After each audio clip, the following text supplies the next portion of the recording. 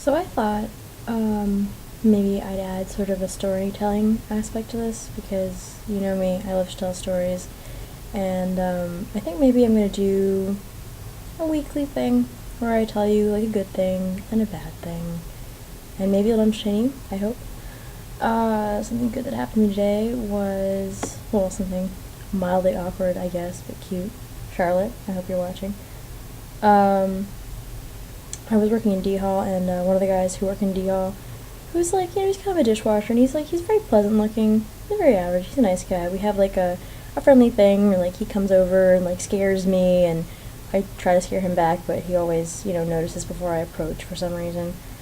And he came over today while I was working, and he was like, "Oh, you know, have you seen the supervisor?" And I was like, "Oh no, I don't know where she is, but you know, I'll tell her. I'll tell her when I see her." And he was like, "Okay." Conversation sort of died. And I was still standing there, and he was still standing there, and it was kind of like, okay. And then he was like, I also wanted to come over and say hi, and I was like, well, hi. And then he just walked away, and I was like, well, that was cute, I guess. I guess the bad thing that happened was I was walking into one of the main buildings, and there was a guy coming right behind me, so I was like, oh yeah, I'm gonna hold the door open for you, like a nice person.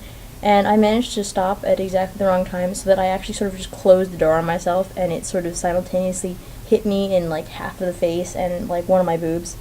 And it actually hurt a lot, and he laughed, and I laughed, thankfully, and maybe thanked me, and I was like, yeah, you know, I go hard in politeness. I open doors for people. Um, yeah, that was a pretty good segment, I suppose.